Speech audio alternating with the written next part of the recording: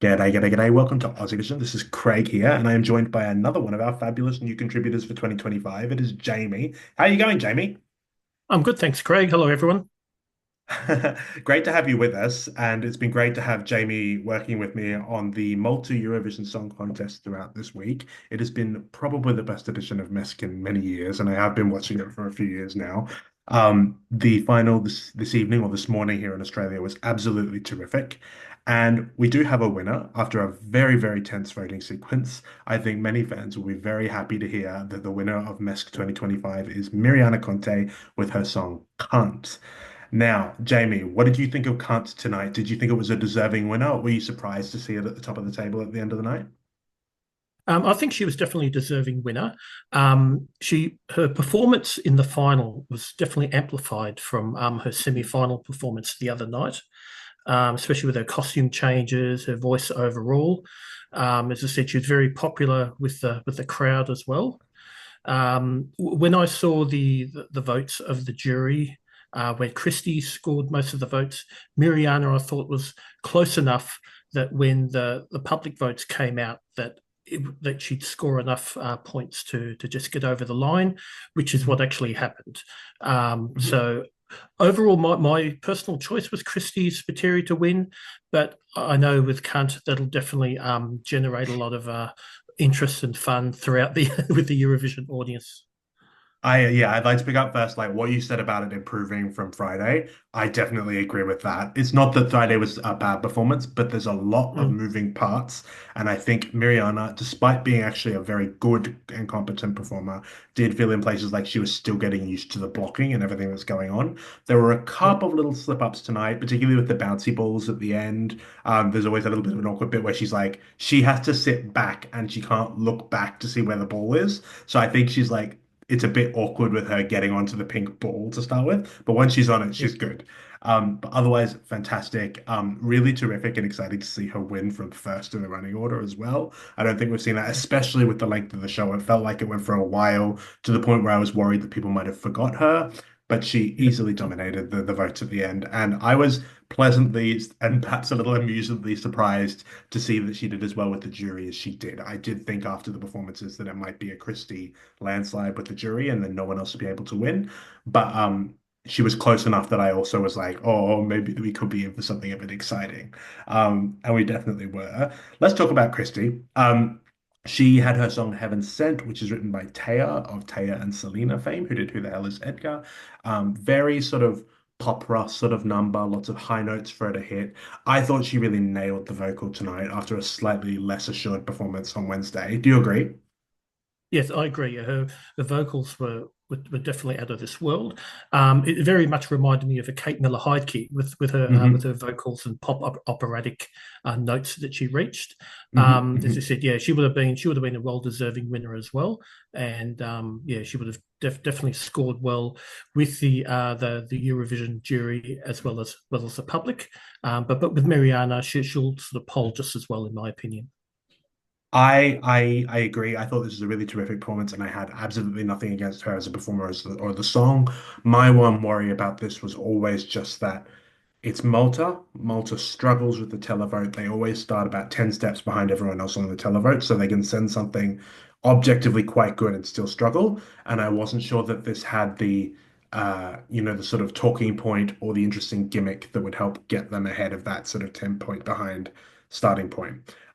With that said, if she'd won tonight, it would have been an absolutely deserving winner. She's a terrific singer. She absolutely nailed the vocal. She looked so confident, and it is a really catchy and fun song.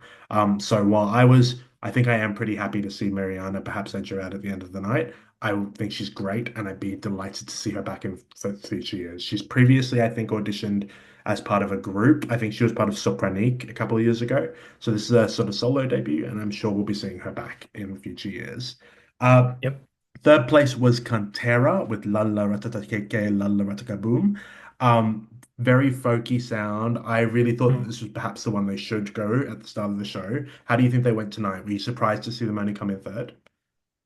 Yeah, I thought there might actually even be a chance for the win because the Mm, crowd just loved them even before they even appeared on stage. As I said, it's a very catchy song, and those type of genre of songs really do perform well at Eurovision. But it was just what was a very strong multinational final this year. Any other year they may have won, but this Mhm. year coming third was still a great effort. Yeah, they were so good. This has really grown on me as well. From the first time I heard it, I was like, this is the one they should pick because it's the most competitive and there's a clear televote market for it. But as the weeks gone on, I've really come to enjoy it as well. So I was actually a little disappointed perhaps to see them only come in third. I thought they did a great job. And I'd be, again, please come back.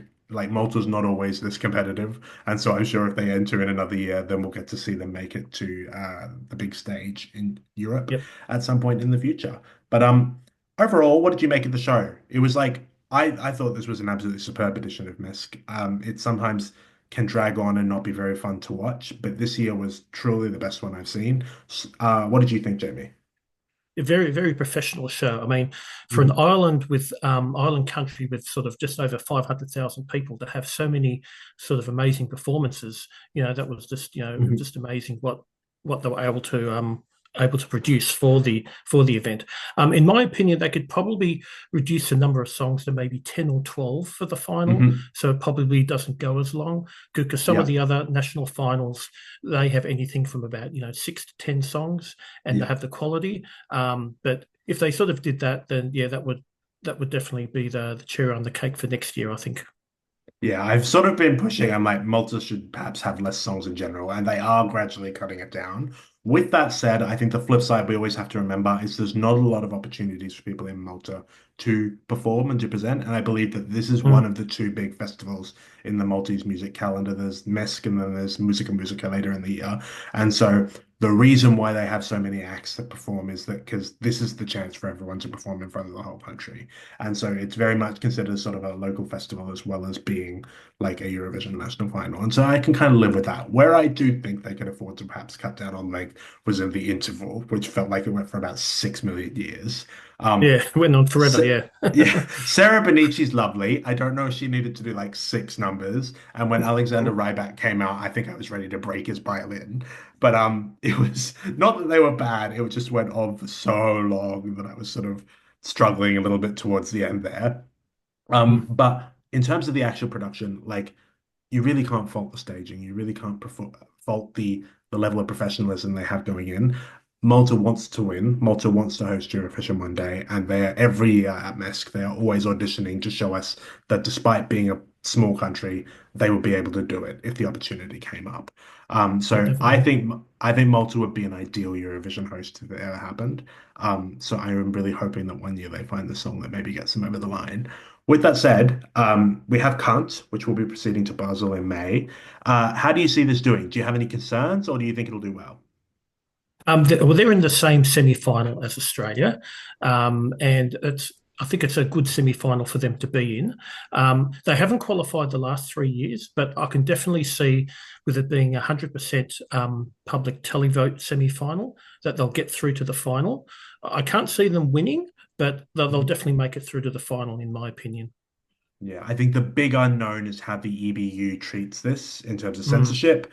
If they yep, decide that they're going to go in hard and, like, despite the fact that can't is a Maltese word that means singing, they're going to censor it, this could have yep, some issues, I think, when we get to May. Um, it will be interesting to see what happens. I remember with Chitty Zeni, everyone was really worried about it. The EBU yep, never actually made an announcement saying they're not allowed to sing the word, but by the time it got to May, they just didn't. So I really don't know what's going to happen in the coming weeks, and this will be an interesting story to follow.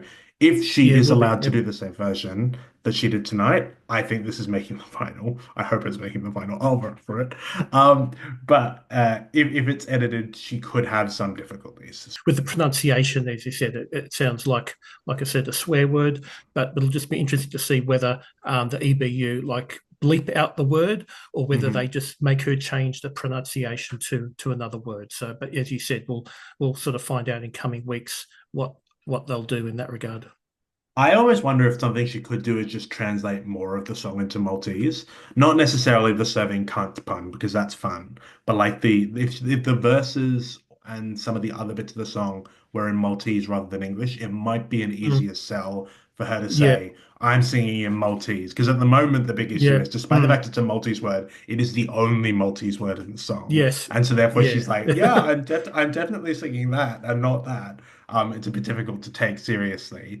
But It if she is. Yes. translated it Yes. more of it to Maltese, perhaps that would be an easier sell. So I don't know. Yes. It'll be interesting to see what happens. But that's what Mm. we think of MESC this year. That's what we think of Kant. We're both very excited. I'm sure you can see. Yes. Jamie, thank you for joining me this morning. It's been a Yeah. Thank you, pleasure. Craig. Yep.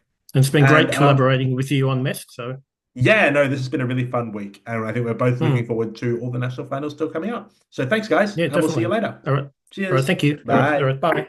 Bye. Bye.